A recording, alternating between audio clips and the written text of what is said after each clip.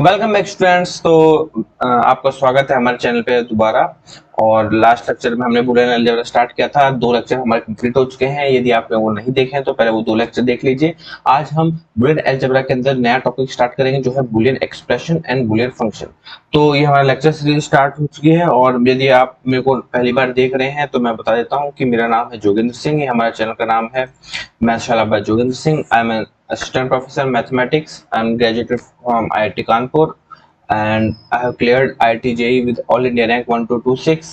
और यदि आपको और भी वीडियोस चाहिए तो मेरे चैनल पे देख सकते हैं। यदि आप कुछ डिमांड है, कुछ वीडियो चाहते हैं तो आप मेरे को कमेंट में बता सकते हैं ताकि मैं उन टॉपिक्स पे भी वीडियो बना सकता हूँ।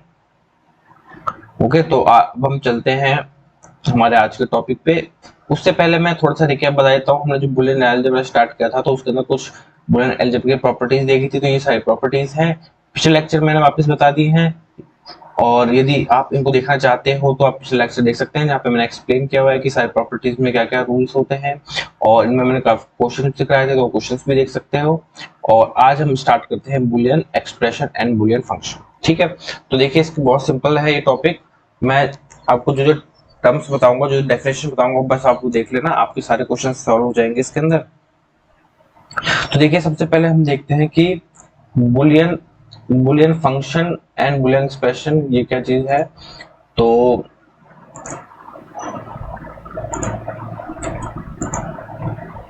हम स्टार्ट करते हैं। देखिए Boolean in Boolean algebra, Boolean expression is a expression which consists of combination of boolean variable। इसमें ध्यान देने की जो बात है मैं आपको बता देता हूँ। एक है Boolean expression, sorry Boolean variable, एक है, ध्यान देने का, बुलियन वेरिएबल। ओके, और बुलियन वेरिएबल के साथ में एक binary operation plus multiply and unitary operation complement.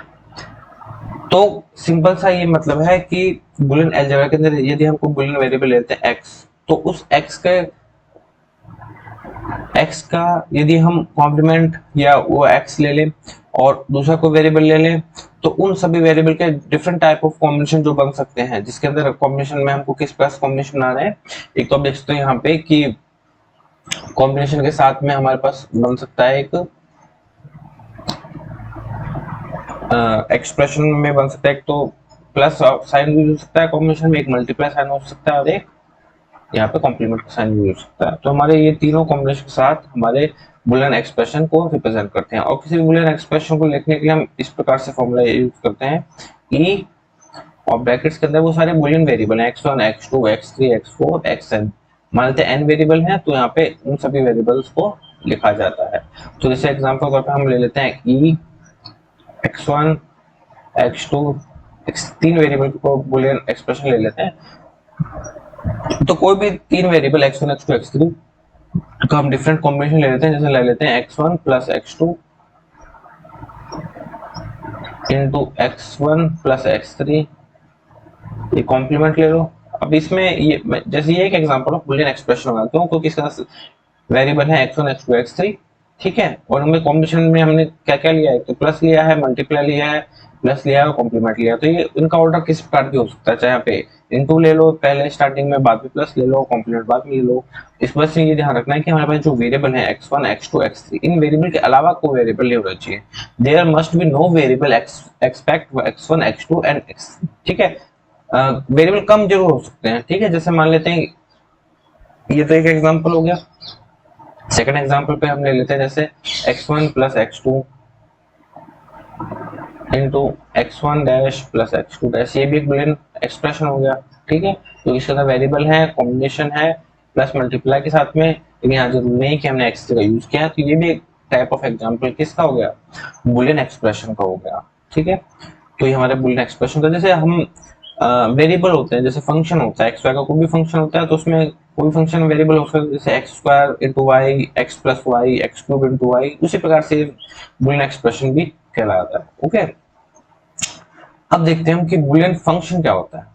Boolean function को सबसे पहले बात तो हम रिप्रेजेंट करते हैं किससे, एफ, x1 x2 xn, उसी प्रकार से रिप्रेजेंट करते हैं जिस प्रकार से बुलियन एक्सप्रेशन को रिप्रेजेंट करते हैं, बस यहाँ पे f का यूज कर दिया जाता है। तो बस बुलियन फंक्शन क्या होता है, बुलियन फंक्शन f होता है x1 x2 x3, और इसकी वैल्यू यदि हम किसी बुलियन एक्सप्रेशन के इक्वल टू रख देते हैं, जैसे ex1 ex2 ex3, तो ये बुलियन एक्सप्रेशन बुलियन फंक्शन कहलाने लग जाता है, तो हमारा बुलियन एक्सप्रेशन कहलाता है। ठीक है, बस ये याद रखना, इसमें डेफिनेशन याद करने की जरूरत है, समझने की जरूरत है कि बुलियन एक्सप्रेशन इस प्रकार से लिखा जाता है। ठीक है, अब जो हमारा नेक्स्ट इसमें जो चीज आती है वो एक मिन टर्म और एक मैक्स टर्म। ठीक है, तो मैं यहाँ पे बता देता हूँ कि मिन टर्म क्या होता है। मिन टर्म को हम हिंदी में कहते हैं न्यून पद, और मैक्स टर्म को कहते हैं अधिक। आप इसको इंग्लिश में याद रखें, min term and max term. तो देखिए यहाँ पे मिन टर्म का क्या मतलब है। मिन टर्म का सबसे सीधा सा मतलब है कि फर्स्ट, यदि मार्केट मिन टर्म के अंदर जो सारे वेरिएबल होंगे, ऑल वेरिएबल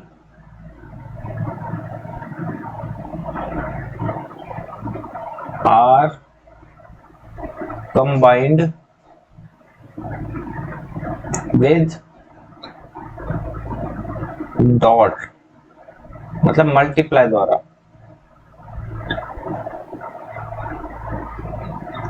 जो मतलब जो भी सारे वेरिएबल है वो किसके द्वारा कंबाइन किए जाएंगे, मल्टीप्लिकेशन द्वारा। ये बात ध्यान देनी है, मल्टीप्लिकेशन के द्वारा कंबाइन किए जाएंगे। इस पर मैक्स टर्म में सेम वही चीजें आती है। मैक्स टर्म में ये होता है कि जैसे all variable should combined with addition, जैसे यहाँ पे मल्टीप्लिकेशन के द्वारा किया गया है, यहाँ पे किसके द्वारा किया जाएगा, एडिशन प्लस के द्वारा। बस ये याद रखना है, मिन टर्म में क्या होगा, मल्टीप्लिकेशन, नेक्स्ट टर्म में होगा एडिशन। जैसे एग्जांपल के तौर पे ले लेते हैं, जैसे हमारे पास है x1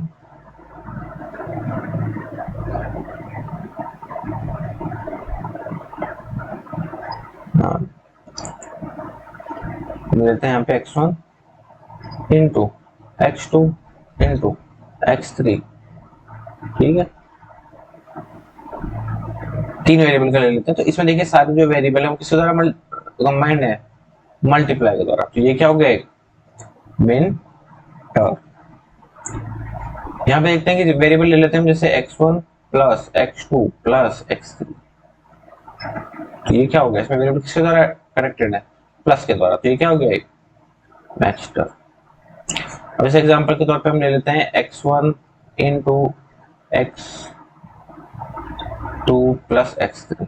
अब इसमें देखो x1 x2 तो मल्टीप्लाई द्वारा है, ये एडिशन के द्वारा है, तो ये तो ना मिन टर्म है और ना ही मैक्स टर्म है। मिन टर्म में सारे पद होने चाहिए, all variables are connected with multiplication, और मैक्स टर्म में सारे वेरिएबल किसके द्वारा कनेक्ट होने चाहिए, ठीक है, प्लस के द्वारा। बस आपको ये याद रखना है। इसके बाद इसमें हम आगे चलेंगे, हमारे जो नेक्स्ट टॉपिक आएगा, तो उसमें उसको समझने के लिए हमको क्या करना पड़ेगा, मिन टर्म और मैक्स टर्म समझ में आनी चाहिए। तो इसलिए मैं ये सबसे पहले डिफाइन कर दिया। ठीक है, ओके, ठीक है। तो एक पॉइंट तो आपने ये याद कर लिया कि सारे जो होने चाहिए वो सारे वेरिएबल होने चाहिए, वो क्या होने चाहिए, मिन टर्म के अंदर मल्टीप्लिकेशन द्वारा, मैक्स टर्म के अंदर किसके द्वारा होने चाहिए, एडिशन का। अब इसका सेकंड पॉइंट आप जब देख लीजिए, सेकंड पॉइंट बता देता हूँ। सेकंड पॉइंट देखो, सेकंड पॉइंट में बता देता हूँ। सेकंड पॉइंट है ऑल वेरिएबल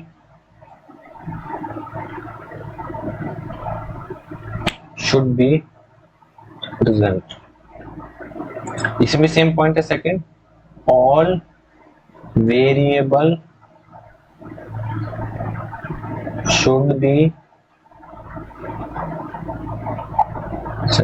इसका सिंपल से मतलब जैसे हम कोई बुलियन फंक्शन ले लेते हैं f x1 x2 and x3, ठीक है, वो मिन टर्म यदि होगा तो उसकी दो कंडीशन है, पहला तो मल्टीप्लिकेशन द्वारा जुड़े होने चाहिए, जैसे एक हो गया x1 x2 x3, ये भी एक मिन टर्म है, ठीक है।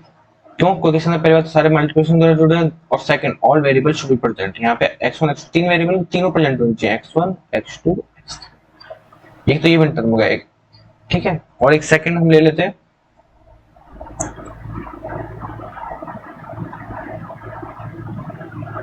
सेकंड हम ले लेते हैं जैसे x1 डैश x2 x3। ये भी एक मिनट टर्म है, क्योंकि इसमें तीनों वेरिएबल हैं, तीनों किसके द्वारा कनेक्टेड है? मल्टीप्लाई के द्वारा। बस इसमें ये है कि कॉम्प्लीमेंट हो ना हो वो जरूरी नहीं है, जैसे यहाँ कॉम्प्लीमेंट नहीं है या कॉम्प्लीमेंट है, हो सकता है कि ये भी एक मिनट टर्म है, x1 into x2 into x3, ये भी कॉम्प्लीमेंट है। ये भी कोई मिनट टर्म है, x2 इंटू x3, ये भी एक मिनट टर्म है। बस ये दो बातें होनी चाहिए कि पहला तो मल्टीप्लिकेशन द्वारा कनेक्टेड होनी चाहिए, और साथ ही साथ तीनों वेरिएबल होने चाहिए। यदि हम तीनों में कंपेयर लगा देंगे वो भी एक मिनट टर्म जाएंगे, सारे मिनट टर्म के एग्जाम्पल। ऐसे ही मैक्स टर्म के अंदर भी सारे क्या होने चाहिए? वेरिएबल होने चाहिए, और इसी के साथ साथ वो सब किसके द्वारा कनेक्टेड होने चाहिए? प्लस के द्वारा। और यहाँ पे कॉम्पोनेंट हो चाहे ना हो उससे कोई फर्क नहीं पड़ता, लेकिन सारे वेरिएबल होने चाहिए x1 x2 x3, और सब किसके द्वारा? प्लस के द्वारा कनेक्टेड होने चाहिए। ये एक मैक्स टर्म बनता है। तो मिनट टर्म मैक्स टर्म समझ गया। अब आके हम चलते हैं डीएनएफ और सीएनएफ क्या होता है। ओके, डीएनएफ, ये तो हमारा है डीएनएफ, डिसजंक्टिव नॉर्मल फॉर्म, और ये है सीएनएफ, कंजंक्टिव नॉर्मल फॉर्म। अब देखिए, यदि आपको मिन टर्म और मैक्स टर्म समझ में आ गए हैं तो डीएनएफ और सीएनएफ भी बहुत आसानी समझ में आ जानी चाहिए, ठीक है। तो डीएनएफ का यदि मैं पॉइंट्स लिखता हूं तो देखो मैं एग्जांपल भी बताऊंगा, पहले समझ लीजिए आप। डीएनएफ के अंदर क्या होना चाहिए? डीएनएफ में सबसे बात तो क्या होना चाहिए? सबसे पहले ऑल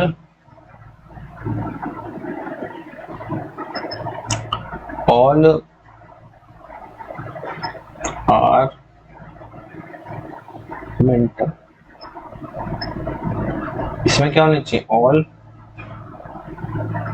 आर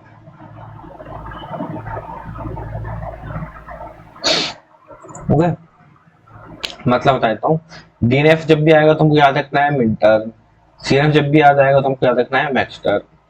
तो जैसे हमारे पास कोई फंक्शन है, मतलब तो यदि कोई भी बुलियन एक्सप्रेशन या बुलियन फंक्शन डीएनएफ होगा तो उसके अंदर पहला तो हमने बता दिया मिन टर्म होना चाहिए, ठीक है। सेकंड बता देता हूँ, all min term are connected with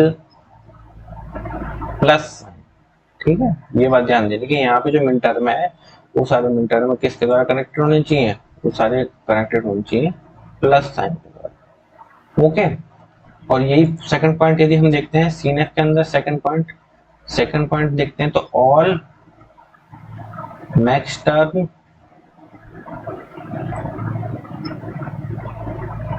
are connected with multiplication, okay. ये सारे किसके द्वारा कनेक्टेड होने चाहिए? मल्टीप्लिकेशन। तो इसके अंदर याद एक बात है, ये एक मल्टीप्लिकेशन, ओके। ये दो बात हो गई हमारे पास। तो सबसे पहला होना चाहिए सारे जो पद है मिन टर्म होना चाहिए, मिन टर्म प्लस से कनेक्टेड होना चाहिए। इसमें सारे पद होने चाहिए मैक्स टर्म, और मैक्स टर्म किसे प्रेजेंट होना चाहिए? मल्टीप्लाई। अब एग्जांपल लेते हैं, जैसे f x1 x2 दो हमने एक बुलियन फंक्शन ले लिया है, यदि ये डीएनएफ होगा, है ना, तो उसके अंदर क्या होना चाहिए कि एक तो सारे पद मिन टर्म होने चाहिए, जैसे यहाँ पे देख लो x1 into x2 plus x1 dash into x2 plus x1 into x2 dash plus x1 into x2। देखो जैसे हमने ये एक्सप्रेशन लिखा है तो इसका देखो, यदि पहला पद मिन टर्म है क्योंकि इसमें सारे जो x1 x2 वो किसके द्वारा रिप्रेजेंट है? कंबाइंड है मल्टीप्लिकेशन द्वारा। तो इसमें x1 x2 दोनों पद हैं, इसमें देखो सारे दोनों पद हैं, इसमें मल्टीप्लाई के द्वारा है, और ये इसमें मल्टीप्लाई के द्वारा है, इसमें मल्टीप्लाई के द्वारा, और सभी जो हैं वो सब किसके द्वारा कनेक्टेड है? प्लस के द्वारा, ठीक है। तो ये क्या हो गया? डीएनएफ का फॉर्म हो गया। अब इसके अंदर देख लीजिए x1 x2, इसका वजह से हम देख लेते हैं x1 plus x2, x1 plus x2। अब देखिए इसके अंदर से सारे जो बूलियन एक्सप्रेशन में जो सारे हैं वो सभी क्या है, मैक्स टर्म है। ये भी मैक्स टर्म है, ये भी मैक्स टर्म, और दोनों मैक्स टर्म किसके द्वारा कनेक्टेड है, ये दोनों मैक्स टर्म कनेक्टेड है मल्टीप्लिकेशन के द्वारा। ठीक है, तो ये क्या हो जाएगा, एक CNF हो जाएगा। और ये है एक CNF, ये है DNF। इतना समझ में आ गया? यदि ये समझ में आ गया तो हम किसी भी क्वेश्चन को सॉल्व कर सकते हैं। ओके, तो अब इसमें हम नेक्स्ट चलते हैं कि कन्वर्ट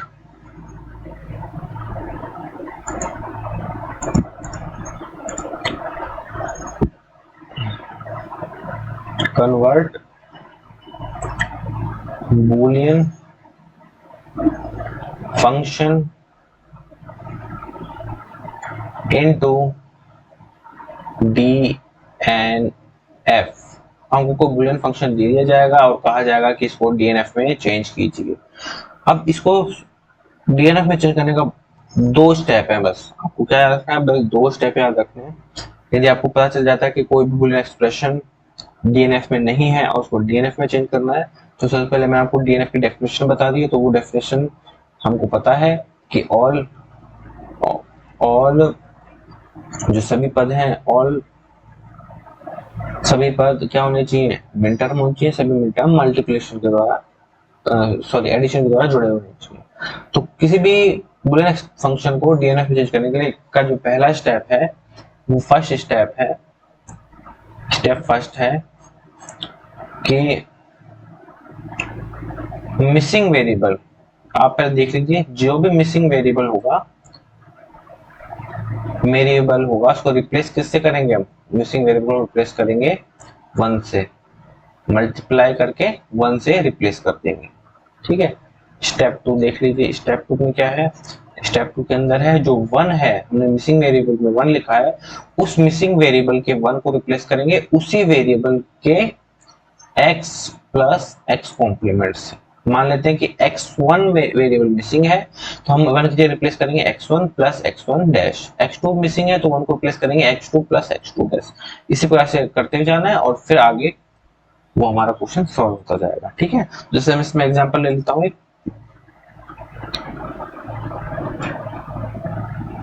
जैसे एग्जांपल है, यदि क्वेश्चन देखें हम,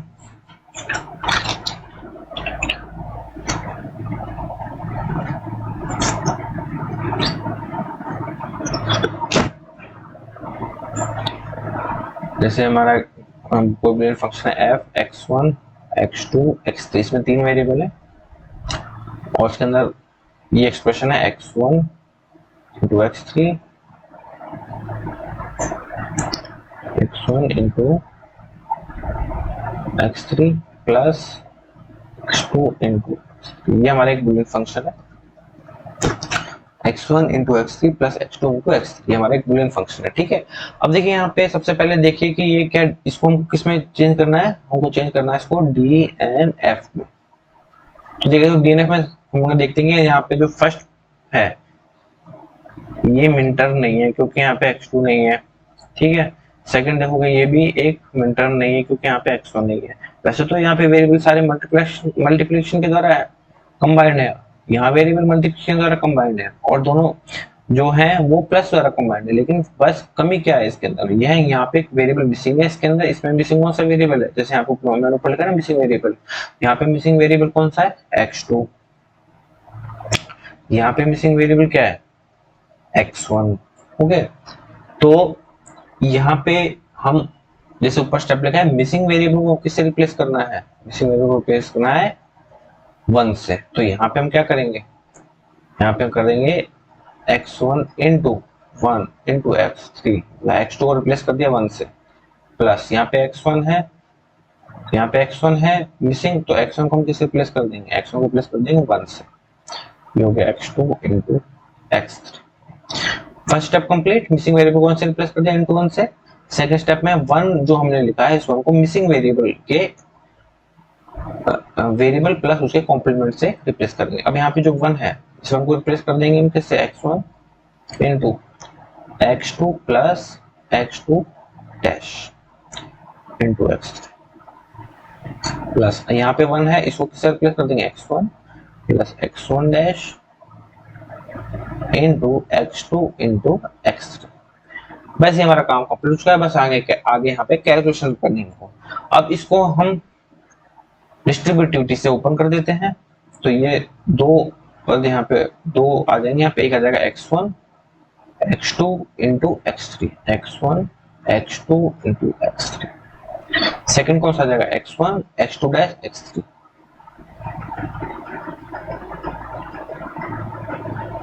ठीक है, तो इसको ओपन करने से हमारे पास दो आ गए हैं।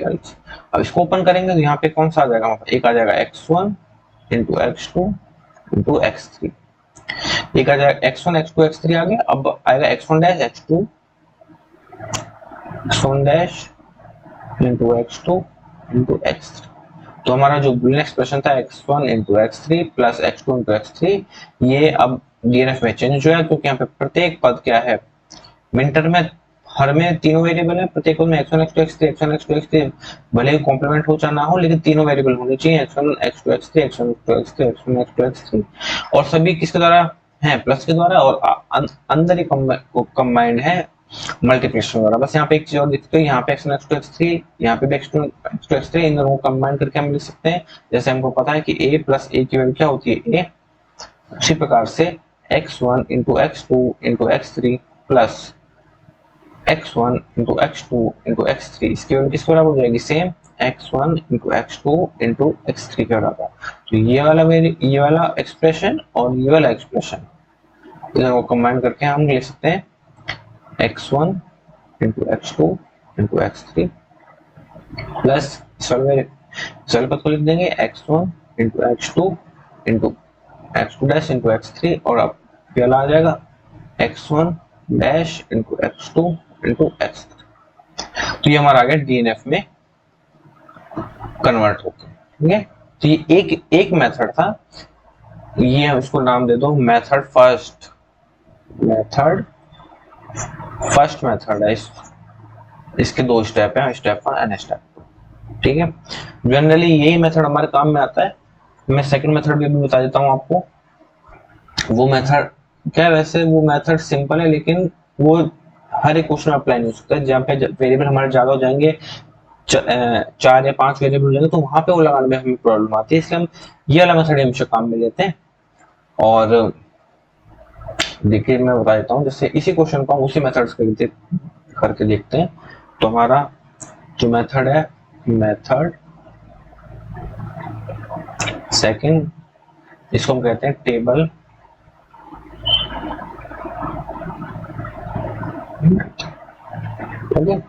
टेबल मेथड कह देते हैं। ठीक है, तो हमें क्या करते हैं, यहाँ पे एक टेबल बना लेते हैं।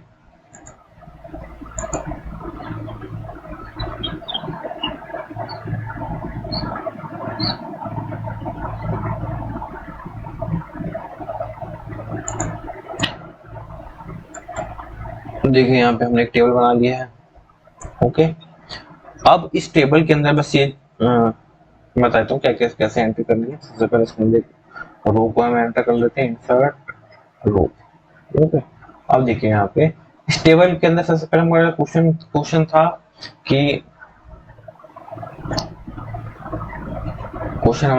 कि हमारे को बूलियन एक्सप्रेशन दिया हुआ था f x1 x2 x3, ये था x1 into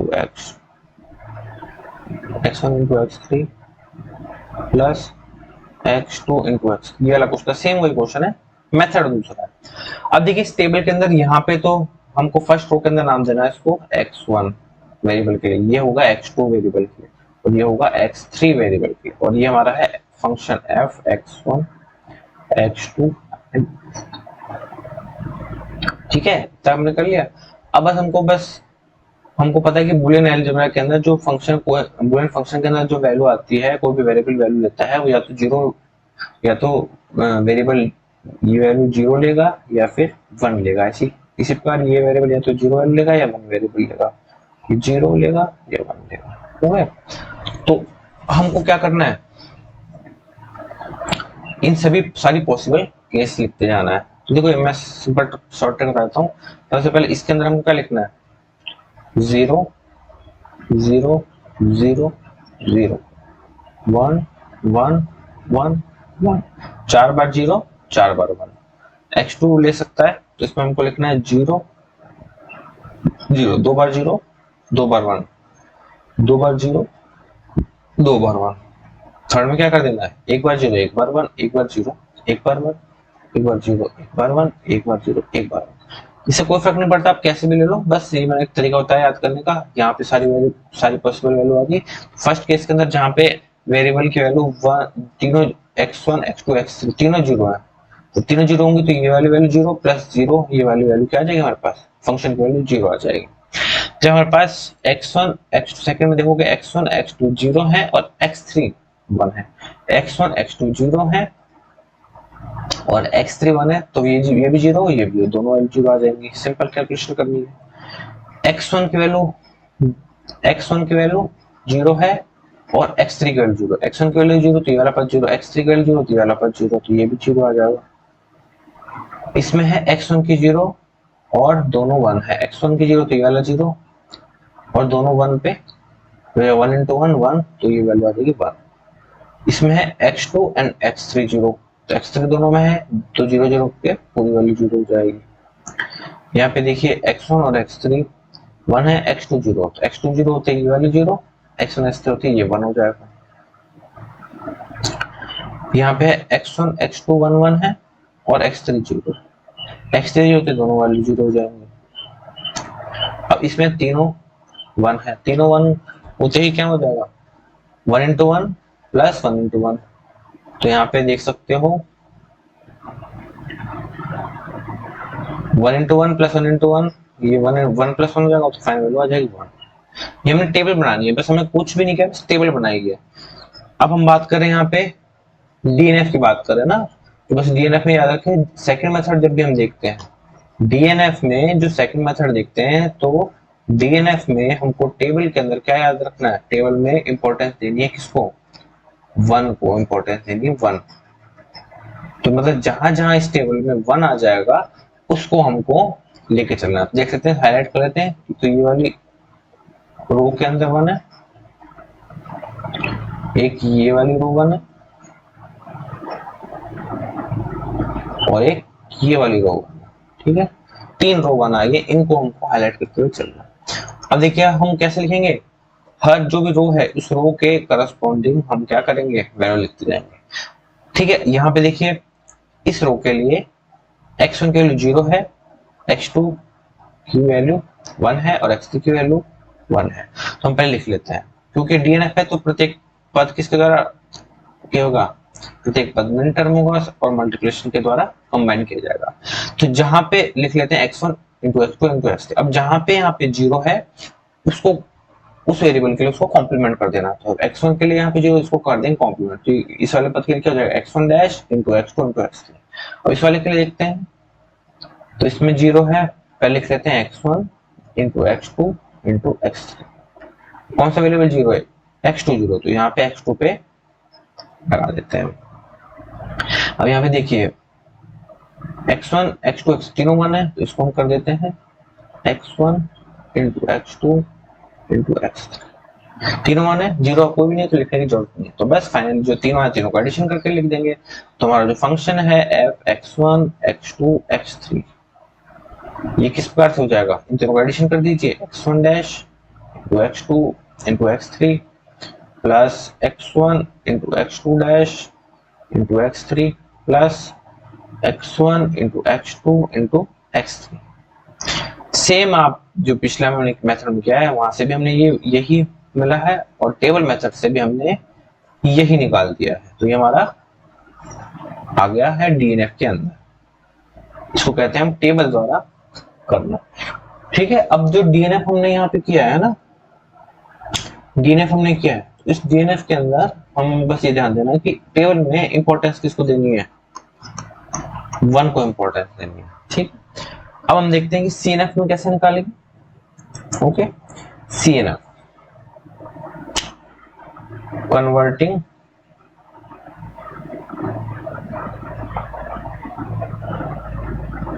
boolean function into cnf। तो उसी प्रकार से करेंगे मेथड फर्स्ट,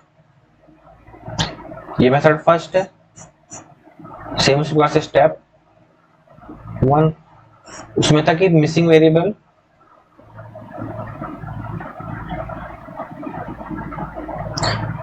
डीएनएफ में था कि मिसिंग वेरिएबल को हमने रिप्लेस किया था इनटू 1 से, इसके अंदर हमको रिप्लेस करना है +0 से। ठीक है, स्टेप 2 आ जाएगा, स्टेप 2 आ जाएगा कि उसमें था 1 को रिप्लेस किया था वेरिएबल प्लस उसके कॉम्प्लीमेंट द्वारा, इसके अंदर हमको 0 है उसको रिप्लेस किससे करना है, वेरिएबल इनटू उसके कॉम्प्लीमेंट द्वारा। ठीक है, तो इसमें भी हम क्वेश्चन ले लेते हैं, उसमें उससे हम आसानी से समझ सकते हैं। तो इसके अंदर हम क्वेश्चन ले लेते हैं, हमारे पास f x1 x2 x3 ये फंक्शन, इसमें 3 वेरिएबल है और ये है x1 plus x2 into x1 dash plus x3, ये हमारा क्वेश्चन। ठीक है, अब इस क्वेश्चन में देख सकते हैं आप कि हमारे पास जो दो फंक्शन में जो है, ये पहली बात तो मैक्स टर्म नहीं है, ये भी मैक्स टर्म नहीं है हमको, लेकिन सीएनएफ में कन्वर्ट करने के लिए हम किस में लाना पड़ेगा, इनको मैक्स टर्म में लाना पड़ेगा।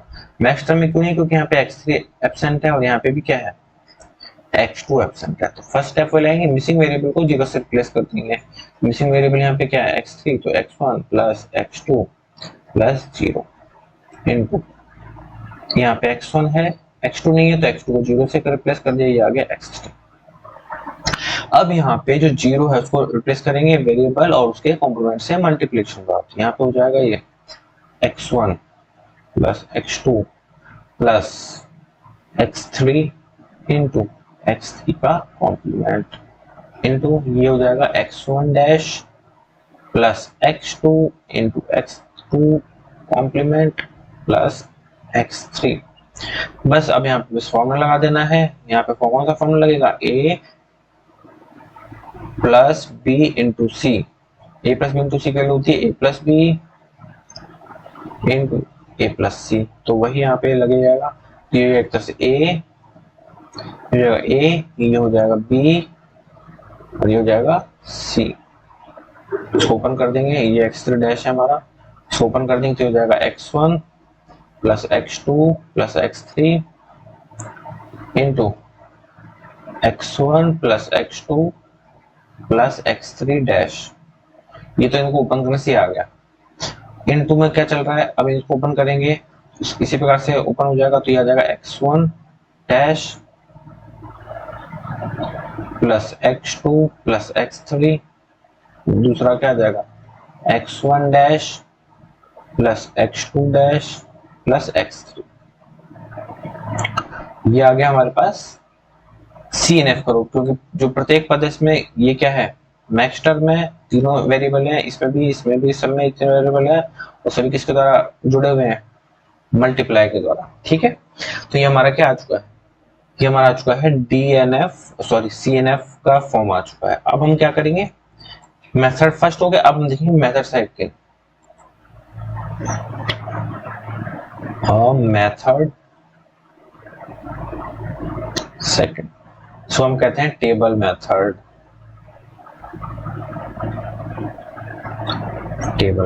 ओके, अब देखिए इस टेबल मेथड के अंदर उसी प्रकार से हम टेबल एंटर करेंगे, सारे वेरिएबल्स के वैल्यू रखेंगे, तो हम इंसर्ट कर लेते हैं टेबल। हमने क्या किया, टेबल को इंसर्ट कर लिया है और इसके अंदर भी इंसर्ट कर देते हैं, इंसर्ट रो।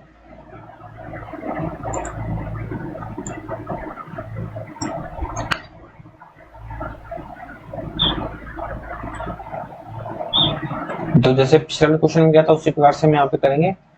हमारा ये तो हो जाएगा x1, ये हो जाएगा x2, ये हो जाएगा x3 और ये हो जाएगा function x1, x2 and x3।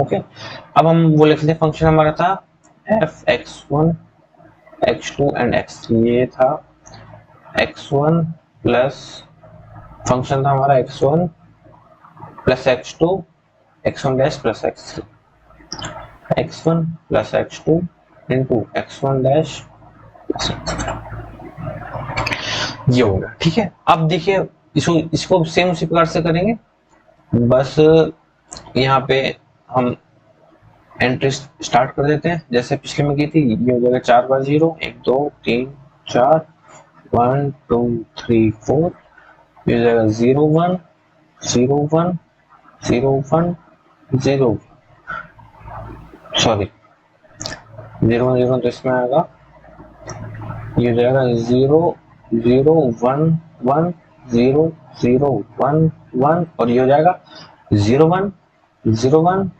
0 1 और 0 1।